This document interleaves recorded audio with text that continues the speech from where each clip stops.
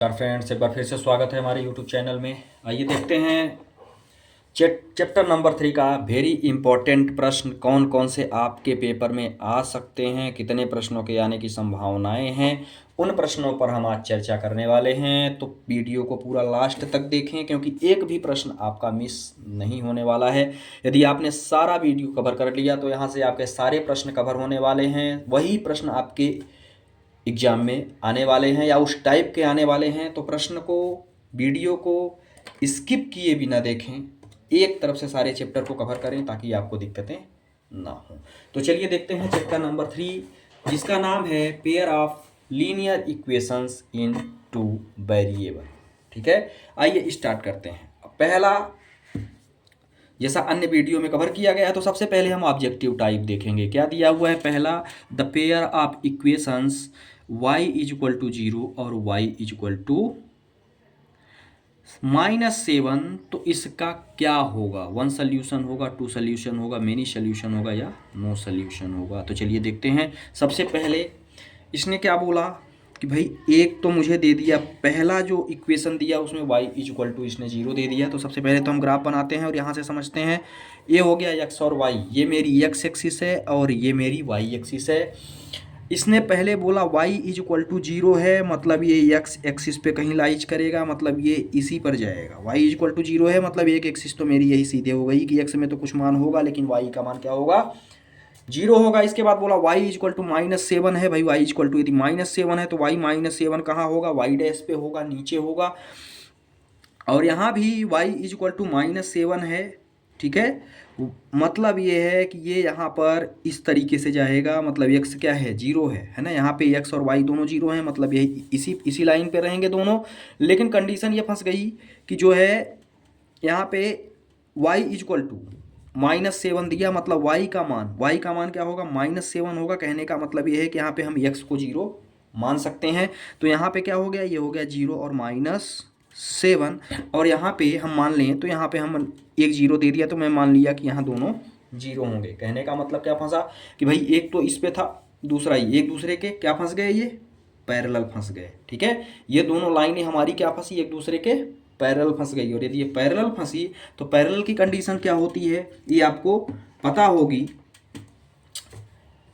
ये चीज़ें introduction video में आपके कवर किया गया है।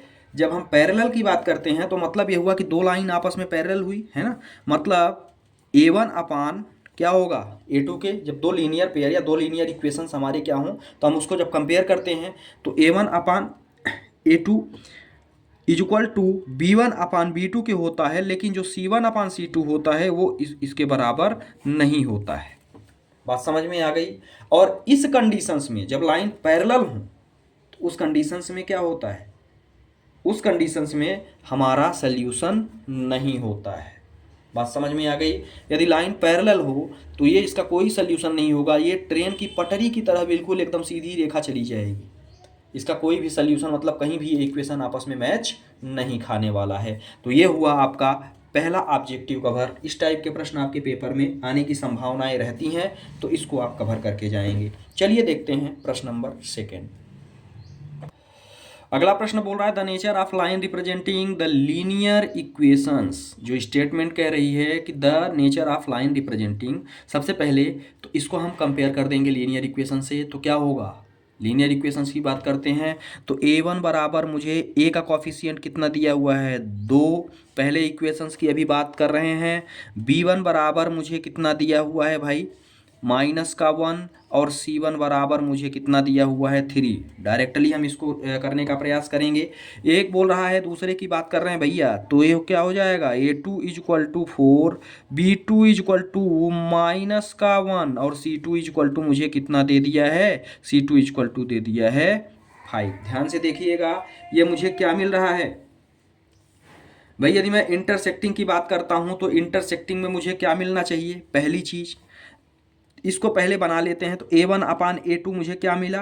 A1 अपान A2 मुझे मिल पा रहा है यहाँ पर 1/2, 2/4 करेंगे तो यहाँ पे क्या है? A1 अपान A2 है भाई। A1 अपान A2, ध्यान से देखिएगा क्या दिया हुआ है? ये दिया हुआ है, यदि मैं बोल दूं कि नॉट इक्वल टू होता है B1/B2 के, यदि ऐसा होता है तो वो इंटरसेक्टिंग लाइन को क्या करता है, दिखाता है। मतलब जो भी ग्राफ आप बनाओगे तो जो इक्वेशन सॉल्व करोगे वो कहीं ना कहीं इस पॉइंट पे काटने, एक कहीं ना कहीं किसी भी पॉइंट पर वो काटने का, एक दूसरे को काटने का प्रयास करेगा। इसका मतलब ये हुआ कि यदि मैं A1/A2 आपने क्या निकाला 2/4 निकाला, और इक्वल टू यदि मैं करूँ तो B1/B2 क्या है -1/1 है, माइनस माइनस प्लस हो गया, तो मैं कहूँ कि यही नॉट इक्वल टू है। मतलब जो मेरा पहला ऑप्शन होगा, ठीक है, A1/B2 B1/B2 के बराबर नहीं है, तो जो मेरा पहला ऑप्शन होगा वही मेरा इंटरसेक्टिंग वाला क्या होगा, सही होगा। ठीक है, चलिए प्रश्न नंबर 3 पर चलते हैं।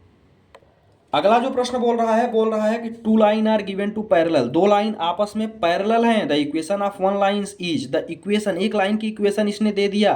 The equation of second line, सबसे बड़ी चीज अब आपको पैरेलल की कंडीशन क्या हो सकती है। भाई पैरेलल की जो कंडीशन होती है हम उस पर ध्यान देंगे कि दो लाइन जब पैरेलल हों तो हमारी इक्वेशन क्या बनती है। तो दो लाइन पैरेलल हों तो सबसे बड़ी चीज ये है A1/A2 होता है, किसके होता है, बराबर होता है B1/B2 के, जब लाइन पैरेलल हो। लेकिन ये कभी भी C1/C2 के बराबर नहीं होता है। ये मेरे पैरेलल की कंडीशन होती है। बात समझ में आ गई। अब मुझे जो इक्वेशन दिया हुआ है A1/A2 B1/B2 के तो बराबर हो सकता है, लेकिन C1/C2 के बराबर नहीं हो सकता है। ये मेरी पैरेलल की कंडीशन हो गई। इसी कंडीशंस पर मुझे देख के जो इक्वेशन मुझे दिया हुआ है 3x - 2y = 5, इस पर मुझे एक इक्वेशन इससे निकालना है। ध्यान से अब कवर करेंगे इसको। A1/A2 है ना, A1/A2, सबसे पहले हम क्या करते हैं, पहले वाले को वेरीफाई करने का प्रयास करते हैं। तो देखिए पहले वाले को यदि मैं वेरीफाई करता हूँ इस वाले को, तो क्या आ रहा है भाई, 3, पहला 3, पहले इक्वेशंस में 3 है, 3/9 = -2 इसको यदि मैं काटता हूं तो यही नॉट इक्वल टू आ गया, क्योंकि ये क्या है, ये आ रहा है 1/3, लेकिन ये मेरा क्या आ गया, ये 8 है तो ये 1/4 आ गया। बात समझ में आ गई। तो मतलब पहली कंडीशन तो मेरी डैमेज हो गई भैया, पहली कंडीशन मेरी सेटिस्फाई नहीं कर रही है, मतलब पहला तो रॉन्ग हो गया। दूसरे की बात करते हैं, तो भैया 3/4 आ रहा है, क्या आ रहा है, 3/4 आ रहा है, जो कि माइनस में आ रहा है। 3/4 मेरा जो कि माइनस में आ रहा है, तो ध्यान से देखिएगा इसको, ये हो गया 3/4 जो कि माइनस, A1/A2 करेंगे, 3/4 जो कि माइनस में आ रहा है, ये हो गया 4।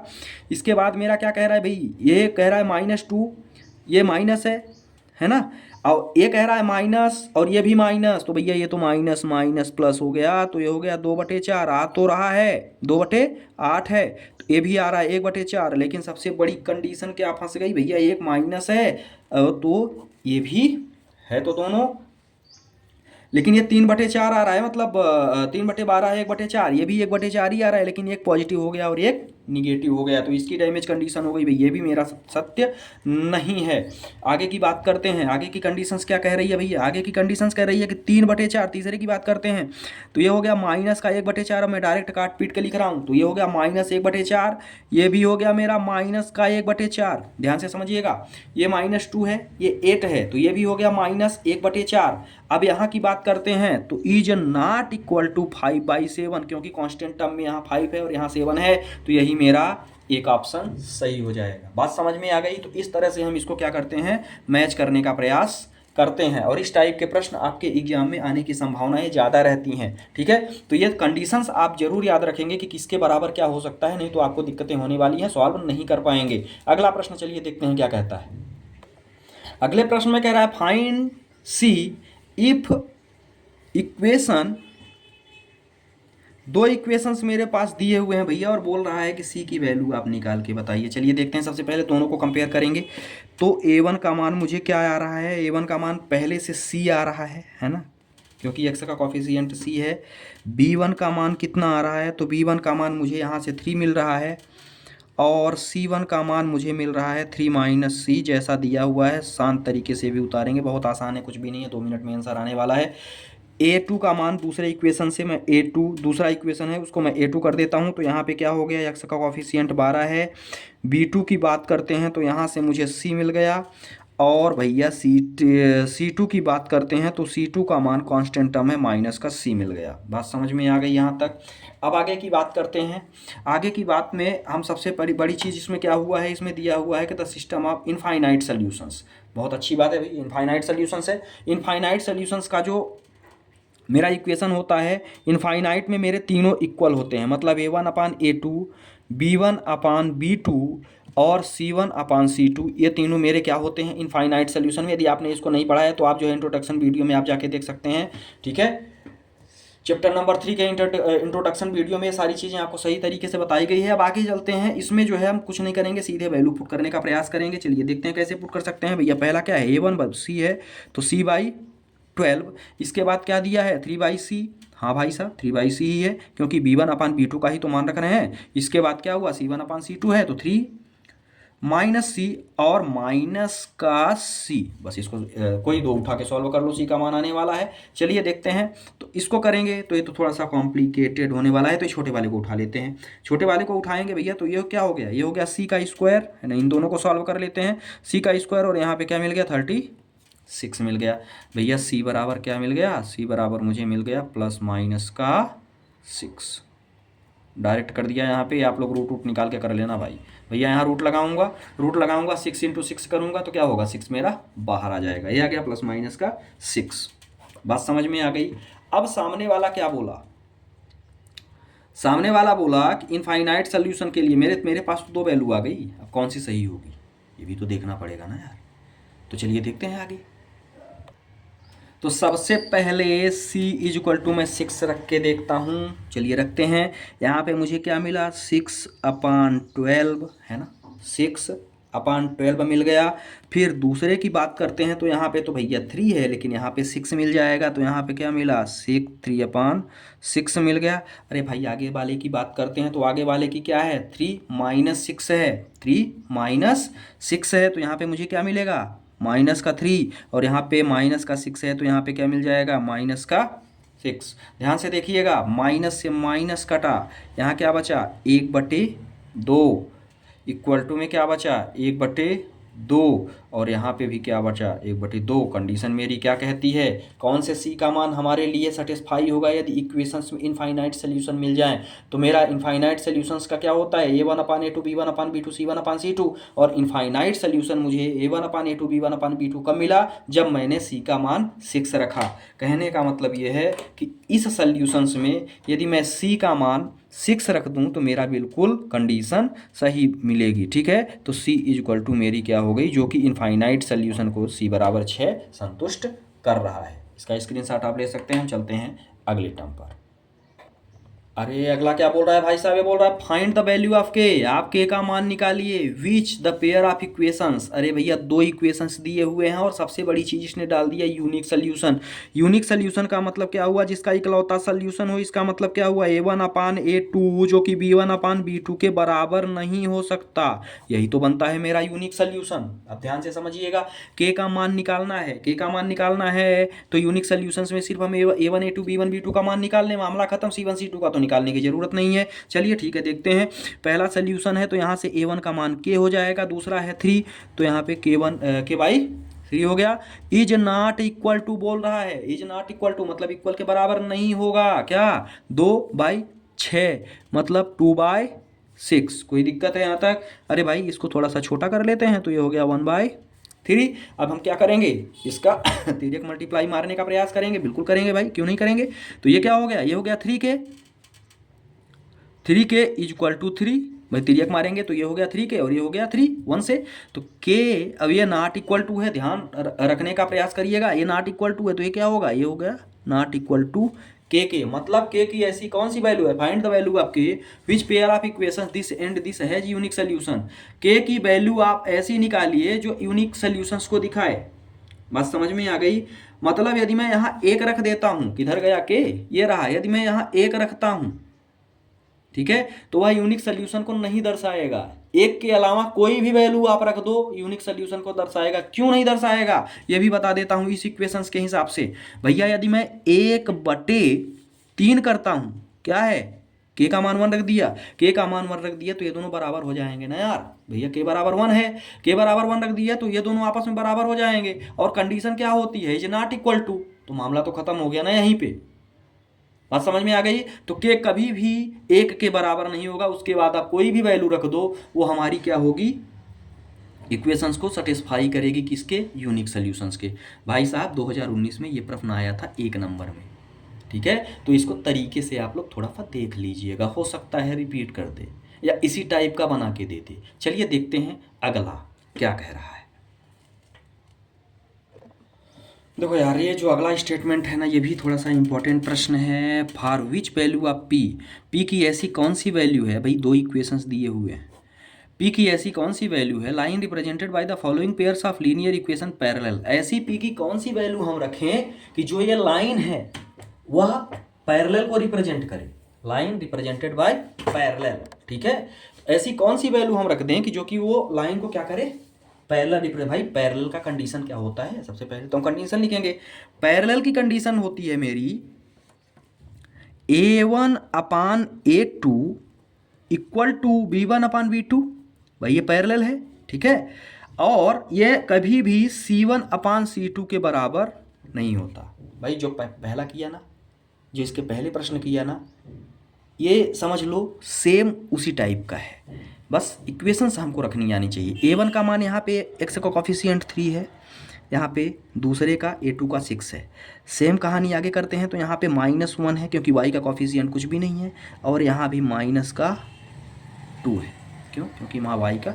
अब ध्यान से देखिएगा, यहाँ दिया है नॉट इक्वल टू, आप नॉट इक्वल ही रख दो। और यहाँ पे क्या है, -5 है तो भैया हम रख देते हैं -5, और यहाँ पे है -p तो यहाँ पे रख देते हैं -p। कुछ नहीं करना, ये तो कंडीशन मेरी, भाई p का मान मुझे निकालना है, तो p हम जब इन दोनों को लेंगे तब निकलेगा। कर दो भाई साहब, पहले तो ये दोनों पॉजिटिव कर दो, मामला खत्म करो।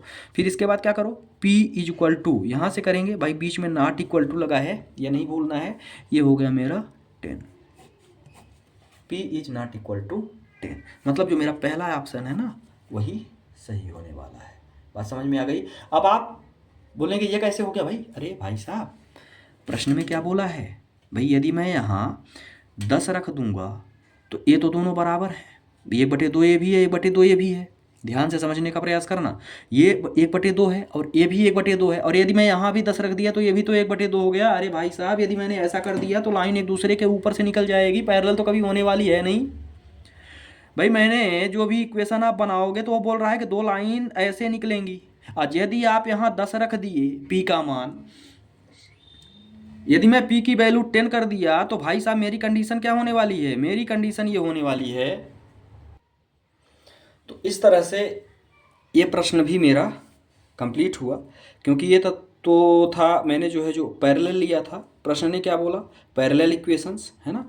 तो पैरेलल इक्वेशंस ये तभी हो सकती हैं कब, जब ये कंडीशन हमने लिया हुआ है तो ये 1/2 है, ये भी 1/2 है। यदि इसको भी मैं 1/2 कर दूंगा, मतलब 10 रख दूंगा, तो मुझे दिक्कतें हो जाएंगी। पैरेलल नहीं, पैरेलल के अलावा ये कुछ और निकल जाएगा, ठीक है। तो इस तरह से जो है ये प्रश्न हुआ समाप्त। तो ये तो थे ऑब्जेक्टिव टाइप। जो ऑब्जेक्टिव टाइप आपके एग्जाम में आने की संभावना, इनकी प्रोबेबिलिटी जो आने की है वो मैक्सिमम है। बात समझ में आ गई। अब चलिए देखते हैं नेक्स्ट पार्ट। अब चैप्टर की ओर चलेंगे और चैप्टर में कौन कौन से मोस्ट हैं उस पर हम थोड़ा सा ध्यान रखेंगे कि इसकी प्रोबेबिलिटी ज़्यादा है आने की। अब आइए चलते हैं चैप्टर पर। 3.1 की यदि हम बात करते हैं तो 3.1 में हमारा जो है प्रश्न नंबर 2, जो कि आपके ऑब्जेक्टिव टाइप के लिए भी वेरी इंपॉर्टेंट है और ये प्रश्न आपके एग्जाम में आता है। क्या दिया हुआ है, on comparing on the ratio A1 B1/B2 C1/C2 find out whether the lines representing the following pairs of linear equations, ठीक है, intersect point or parallel or coincident. ये जो इक्वेशंस दिए हुए हैं इनको आपको सारी कंडीशंस आपको क्या करनी है, बतानी है कि ये क्या होंगे, पैरेलल होंगे या क्या होंगे, ये सारी चीज़ें आपको कंडीशंस में बता के देनी है, ठीक है। तो सबसे पहला इक्वेशन हमने लिया, भाई मैंने क्या, A1/A2 is not equal to B1/B2 पे आ जाती है। अब इस पर थोड़ा सा ध्यान देंगे क्या क्या कंडीशंस हो सकती हैं। ये ऊपर ऑलरेडी लिखा हुआ है कि A1/A2 B1/B2 के बराबर नहीं है तो वो इंटरसेक्टिंग लाइन देगा, ठीक है। मतलब जो भी आप ग्राफ बनाओगे तो एक दूसरे को काटेगा, इसके बाद कट करेगा। फिर ये कोइंसिडेंट की है, ठीक है।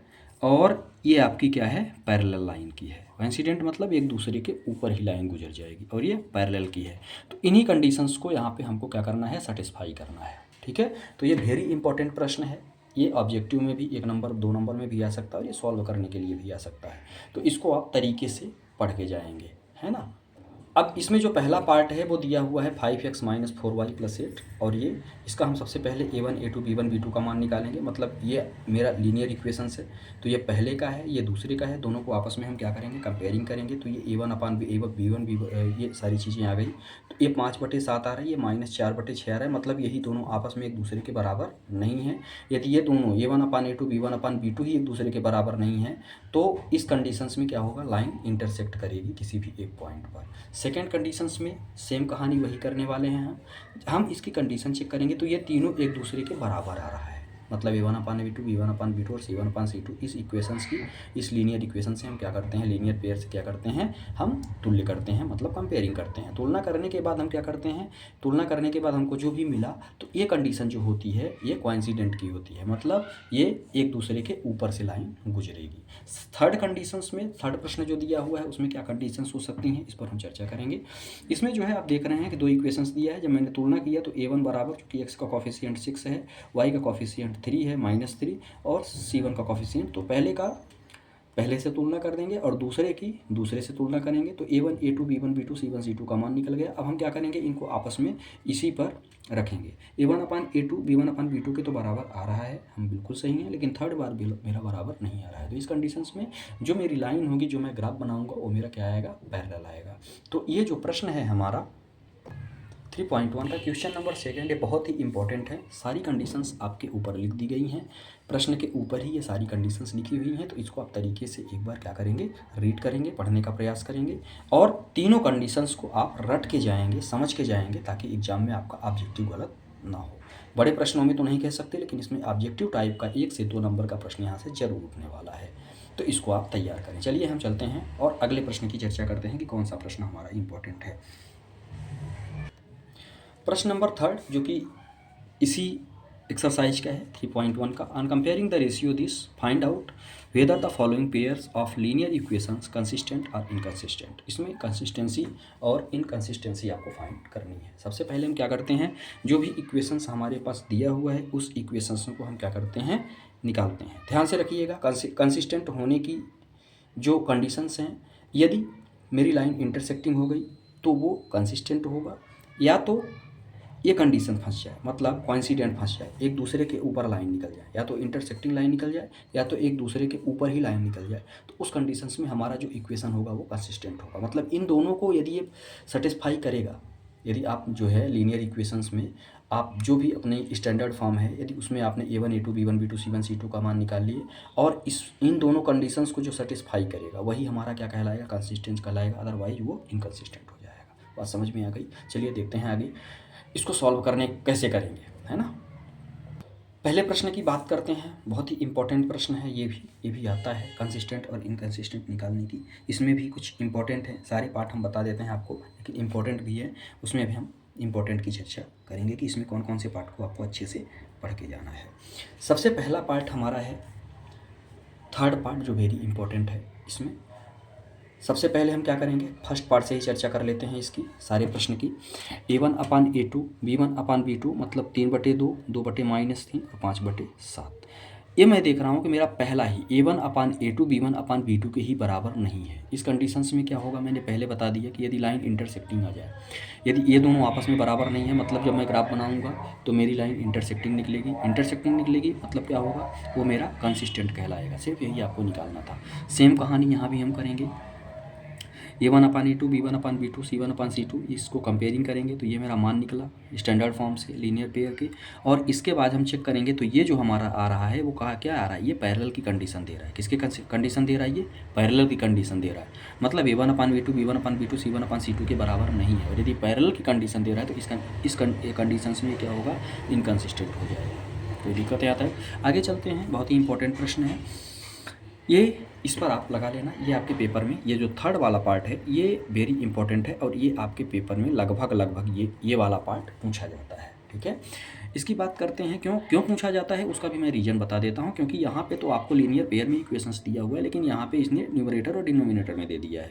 इस कंडीशंस में सबसे पहले तो आप उसका न्यूमरेटर डिनोमिनेटर सॉल्व कर लो, सबसे आसान तरीका है। या नहीं कर पा रहे हैं तो आप डायरेक्टली भी कर सकते हैं, लेकिन सोल्यूशन आपसे आना चाहिए। यहाँ मैंने A1/A2 रखा, तो ध्यान से रखिएगा A1 का मान 3 है और A2 का मान 3/2 है, तो 3/2 मैंने रख दिया, और A2 का मान 9 है, तो 2 × 9 हो जाएगा। सेम कहानी यहाँ करेंगे। तो भाई साहब यहाँ पे क्या हो गया, B1/B2, तो B क्या है, B1/5/3 है, और 3 के मल्टीप्लाई में ये है -10, तो ये हो गया -10 और 7/14। कोई दिक्कत ही नहीं है, इसको हम सॉल्व करेंगे। सॉल्व करने के बाद मेरा 1/6 1/6 और 1/2 मिल रहा है। मेरा ये माइनस में है, तो मेरा पहला ही क्या आ रहा है, मेरा क्या आ रहा है, डिफरेंट आ रहा है, मतलब इंटरसेक्टिंग लाइन दे रहा है। तो इस कंडीशंस में मेरा क्या हो जाएगा, ये वाली लाइन, ये वाली चीज़ मेरी क्या हो जाएगी, ये वाली भी चीज़ मेरी कंसिस्टेंट हो जाएगी। क्यों, क्योंकि मेरा पहला ही सेटिस्फाई कर रहा है। अगले इंपॉर्टेंट की बात करते हैं, ध्यान से रखिएगा। इसका फोर्थ पार्ट है, फोर्थ पार्ट भी इंपॉर्टेंट है और फिफ्थ भी, मतलब फोर्थ भी ए जो है आपके एग्जाम में बार बार आता है। ये दोनों प्रश्न जो थर्ड और फोर्थ पार्ट इसकी बात किया है, ये एग्जाम में लगभग आपके पूछ दिया जाता है ये प्रश्न। सेम कहानी यहाँ करेंगे, कुछ नहीं करना यार, ये तो बहुत आसान है, पहले जैसे बताया था। अब इसमें जो कंडीशन फंस रही है, ये तीनों आपस में बराबर फंस रहे हैं, और तीनों यदि आपस में बराबर फंसते हैं तो वो क्या होता है, तीनों बराबर यदि फंस गए तो उस कंडीशंस में हमारी लाइन एक दूसरे के ऊपर से गुजरती है। ठीक है, एक लाइन के ऊपर दूसरी लाइन गुजर जाती है, और उस कंडीशंस में मेरा जो इक्वेशन होगा वो क्या कहलाएगा, कंसिस्टेंट कहलाएगा। सिर्फ कंसिस्टेंट और इनकंसिस्टेंट निकालनी है। तीसरे जैसे इसको भी सॉल्व करेंगे, क्योंकि इसमें पहले में 4/3 दिया हुआ है, 4/3 को 2 से मल्टीप्लाई, तो A1/A2 2/3 आ गया, 2/3 आ गया, 2/3 आ गया। इस कंडीशंस में ये क्या होगा, कंसिस्टेंट हो जाएगा। क्यों, क्योंकि सेम कहानी यही वाली फंस रही है, बाजू वाली।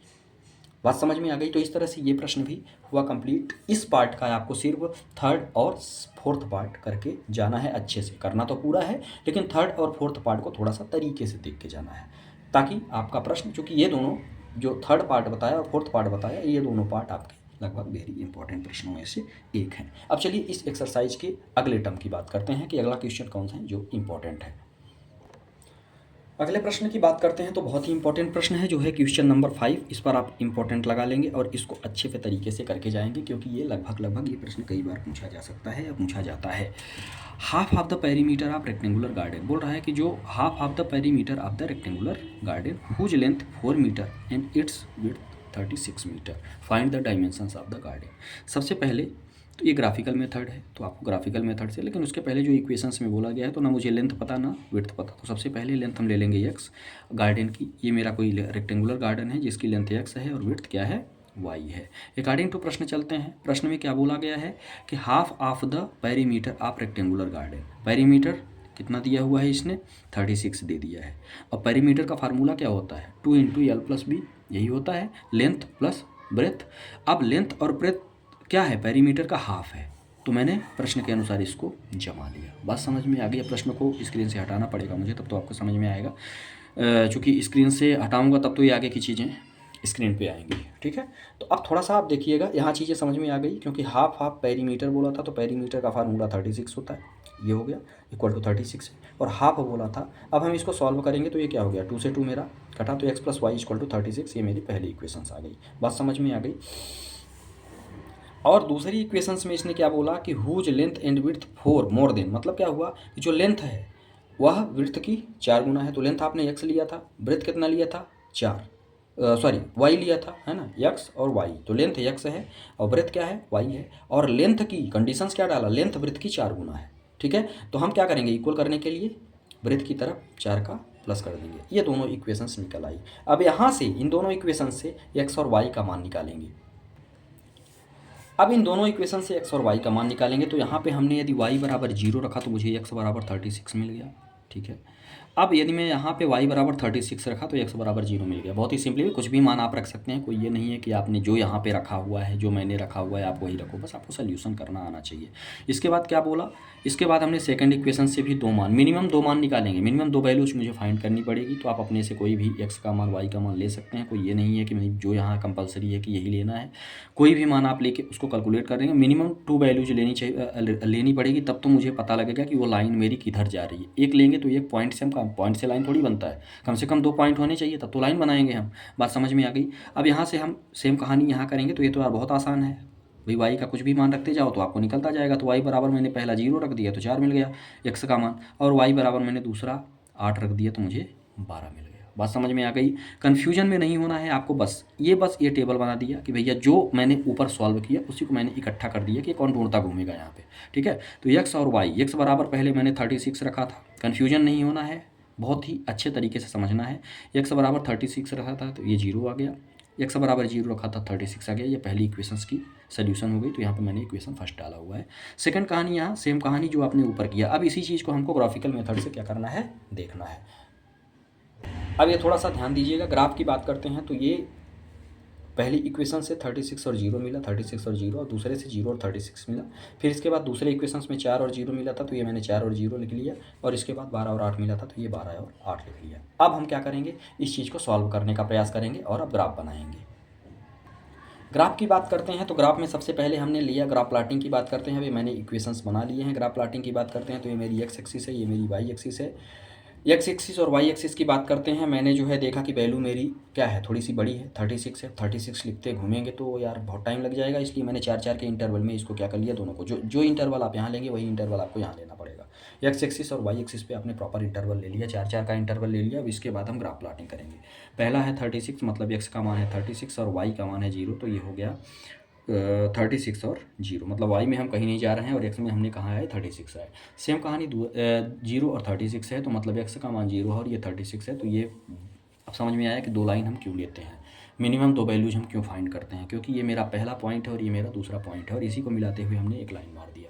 दूसरी चीज़ सेम कहानी यहाँ करेंगे तो भैया 4 0 है, तो ये मेरा पॉइंट हो गया जो है 4 0 है, सॉरी 4 और 0 है, तो ये मेरा 4 है और 0 है, मतलब एक्स पर हम 4 जा रहे हैं लेकिन वाई पर हम कहाँ हैं, एक्स पर हम 4 जा रहे हैं, वाई पर हम कहाँ हैं, 0 हैं। तो ये हो गया 4 0 से 12 8, 12 8 मेरा कहाँ मिला, ये मिल गया, और इसी को मिलाते हुए एक लाइन ड्रा कर देंगे। अब ये जो जहाँ भी इंटरसेक्टिंग लाइन करेगा, जहाँ भी ये काटेगा, तो ये 20 और 16 पे काट रहा है, तो एक्स का मान 20 आया, इसलिए लेंथ मेरी एक्स आपने लेके चले थे तो एक्स मेरा 20 हो गया, और वाई का मान 16 है तो वाई मेरा 16 हो गया। इस तरह से हम इसको सॉल्व करेंगे। तो क्वेश्चन नंबर 5 बहुत ही इंपॉर्टेंट प्रश्न है, इसको आप एक बार देख के जाएंगे। चलिए हम चलते हैं नेक्स्ट पार्ट पर।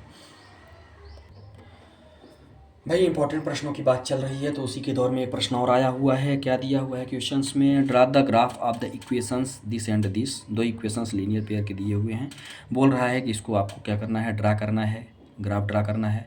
करना क्या क्या है भाई, उसके बाद determine the coordinate of the vertices, आपको ग्राफ ड्रा करना है और इसके बाद एक ट्रेंगल बनेगा, उस ट्रेंगल के वर्टिसेस को भी बताना है। Form these line and the x axis shaded the triangular region, और जो भी ट्रेंगल बनेगा उसको आपको क्या करना है, छायांकित करना है, मतलब शेड बना, मतलब शेडेड करना है, मतलब वहाँ पे आपको पेंसिल से या पेन से किसी भी चीज़ से उसको बता देना है कि हाँ भाई ये चीज़ें हमारी, यही हमारा ट्रेंगल है, ठीक है। तो चलिए देखते हैं इसके सोल्यूशन की बात। सबसे पहले क्या बोला, 2 इक्वेशंस दिए हुए हैं, दोनों इक्वेशंस को हमको कुछ सिंप्लीफाई करना है। तो इसमें तो प्रश्न पर हम ज़्यादा डिपेंड है नहीं, 2 इक्वेशंस हमारी दी गई है, दोनों इक्वेशंस हमने लिख लिए। अब हम चलते हैं प्रश्न को गायब करते हैं स्क्रीन से।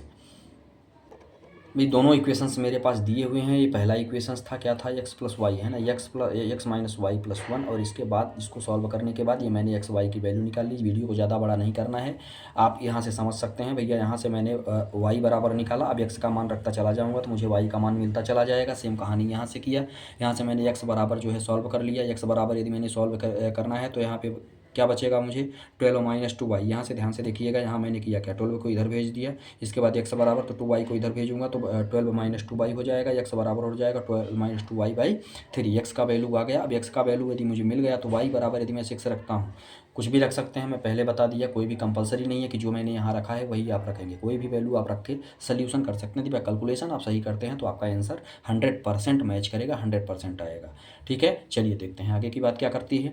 भाई वहाँ पर मैंने 6 रखा, तो यदि मैं इसको सॉल्व करता हूँ तो 12 तो ये आ गया एक्स का 0, वाई बराबर या 0 रख देता हूँ। यदि मैं वाई का मान यहाँ से, सॉरी यहाँ पे मैंने वाई का मान 0 रखा तो यहाँ पे क्या बचा, यहाँ पे भैया 12 और 12/3, तो यहाँ पे मुझे 4 मिल गया।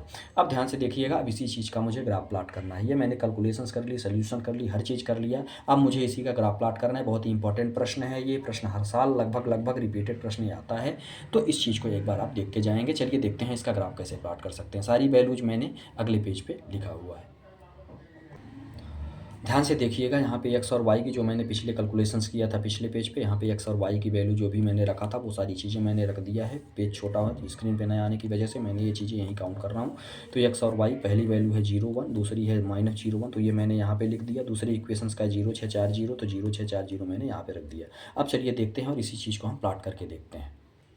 इसी चीज़ को यदि हम ग्राफ प्लॉटिंग की बात करते हैं तो ये मेरी एक्स एक्सिस है, ये मेरी वाई एक्सिस है, इसको मैंने ले लिया है ना, काउंटिंग मैंने कर लिया। चूँकि वैल्यू मेरी छोटी है तो मैंने एक एक का इंटरवल रखा।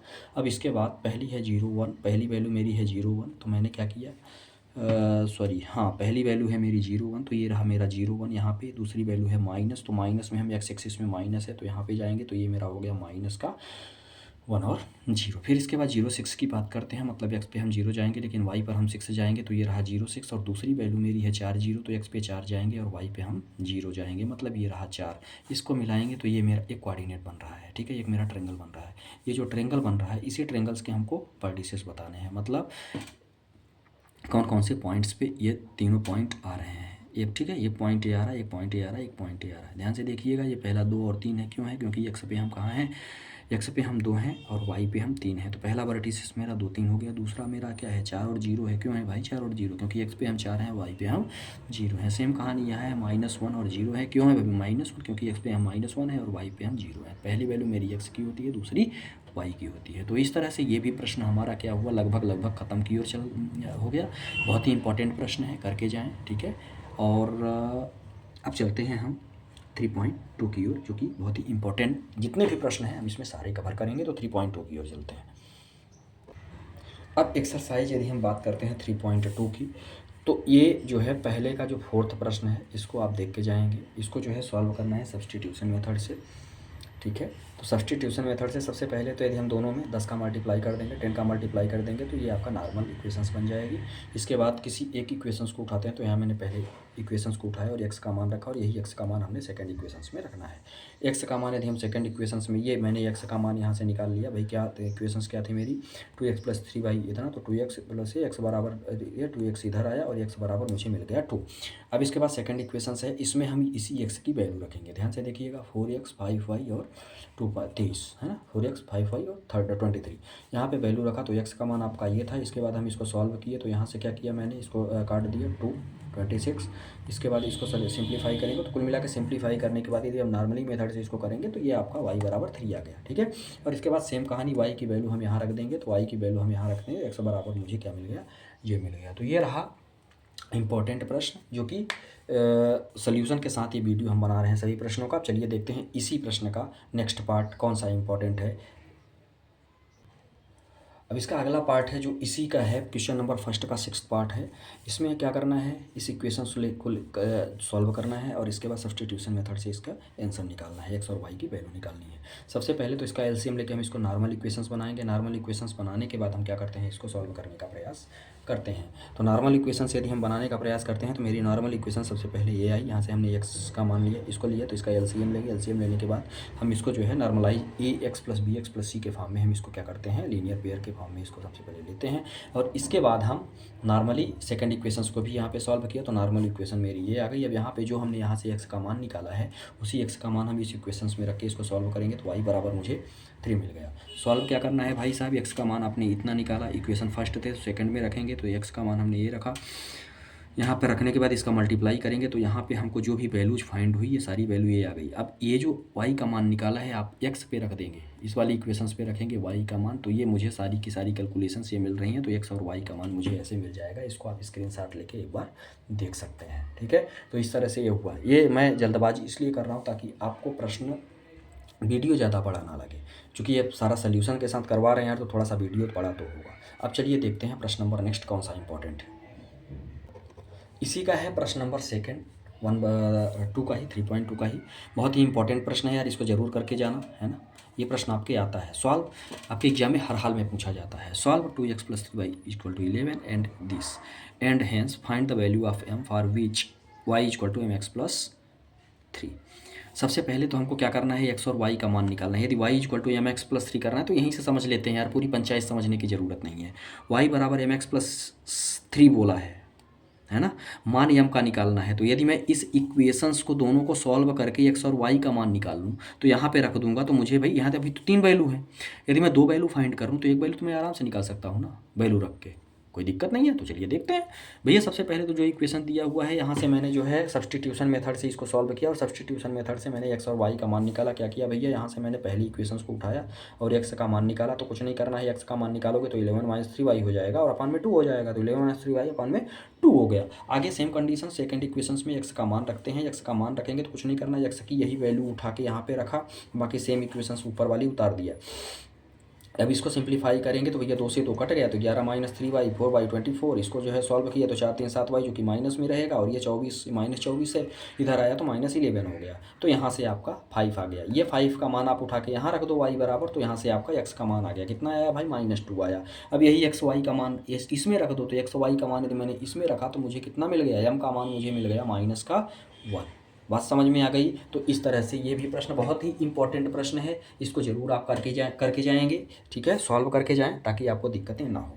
अब भैया इसमें जो है ध्यान से देखिएगा, अब इसमें है कुछ वर्ड प्रॉब्लम आगे, है ना, 3.2 में कुछ वर्ड प्रॉब्लम्स हैं, और इन वर्ड प्रॉब्लम्स की यदि हम बात करते हैं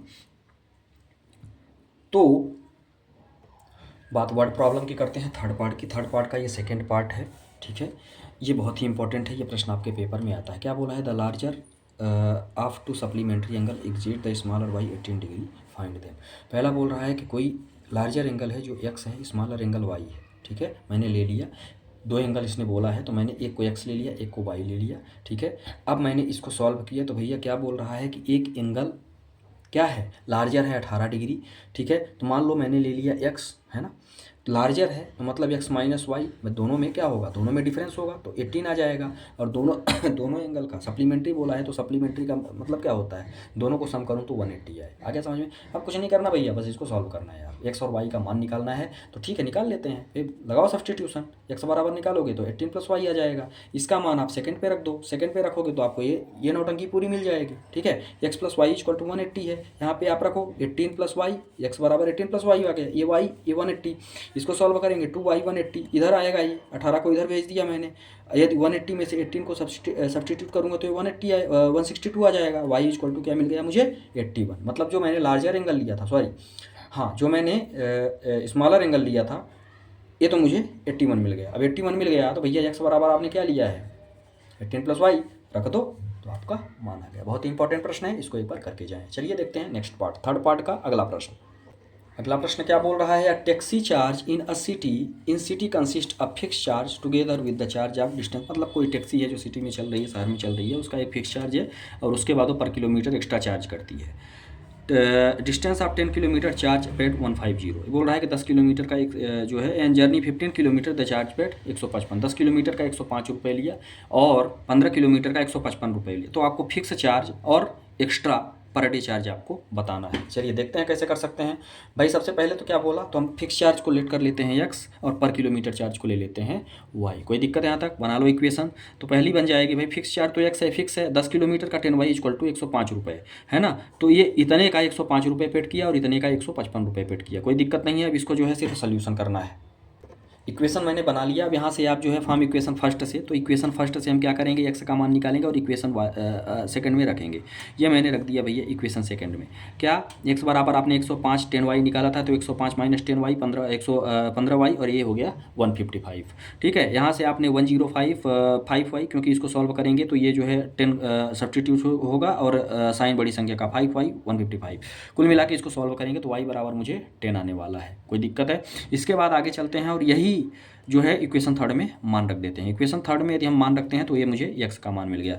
अब आपने क्या लिया था, फिक्स चार्ज x लिया था, तो फिक्स चार्ज आपका 5 रुपये है। इसके बाद क्या बोल रहा है कि जो आपने पर किलोमीटर चार्ज करना था, तो एक्स्ट्रा जो पर किलोमीटर का चार्ज है वो पर किलोमीटर 10 रुपये है। ठीक है, फिक्स चार्ज तो 5 रुपये ले ही लिया और एक्स्ट्रा वो 10 रुपये है। बोल रहा है 25 किलोमीटर का आपको फिर से निकालना है। प्रश्न में एक चीज़ और बोला है कि आपको 25 किलोमीटर, डिस्टेंस आपकी 25 किलोमीटर है, तो उसको भी आप बताना है कि कितना चार्ज लगेगा। 25 किलोमीटर फार्मूला क्या होगा, x + भाई यहाँ आपने क्या किया था, एक्स प्लस 10y, तो ये उसी तरह से ये भी हो जाएगा एक्स प्लस 25y, है ना। भाई फिक्स चार्ज है और 25 किलोमीटर का अलग चार्ज है, बात समझ में आ गई। तो ये हो गया एक्स प्लस 25y, और इसके बाद ये एक्स वाई की वैल्यू रखोगे तो आपको 255 रुपये कास्टिंग पड़ेगी। तो इस तरह से ये प्रश्न बहुत ही इंपॉर्टेंट है भाई साहब, इसको आप करके जाएँ। चलिए देखते हैं एक्सरसाइज नेक्स्ट। बात करते हैं 3.3 के क्वेश्चन नंबर फर्स्ट का सेकंड पार्ट, जो कि इंपॉर्टेंट पार्ट है। तो इसकी यदि हम बात करते हैं तो इसमें हमको सबसे पहले मेन मेथड की बात होती है। तो इसमें तो यार कोई भी प्रश्न आपसे पूछा जा सकता है, लेकिन जो प्रश्न आते हैं उसकी बात करते हैं। फर्स्ट के सेकंड पार्ट की बात कर रहे हैं, तो इसमें आपको सबसे पहले एलिमिनेशन मेथड के द्वारा, तो किसी भी एक वैल्यू को हमको एलिमिनेट करना है। एलिमिनेट करने के लिए हम क्या करते हैं, एक्स या वाई को, किसी एक वैल्यू को, तो यहाँ मैंने वाई को एलिमिनेट किया, नीचे वाले से ऊपर का मल्टीप्लाई कर दिया और इसके कोफिशिएंट का नीचे मल्टीप्लाई कर दिया। इसके बाद ये कट गया, एक्स बराबर मेरा 2 आया। सेम कहानी यहाँ करेंगे, जो एक्स का मान आया है उसको किसी भी इक्वेशंस में उठा के रख देंगे तो y का माना जाएगा। ठीक है, इस प्रश्न में बोला है कि आपको एलिमिनेशन और सब्स्टिट्यूशन मेथड आप पहले भी पढ़ चुके हैं। ठीक है, तो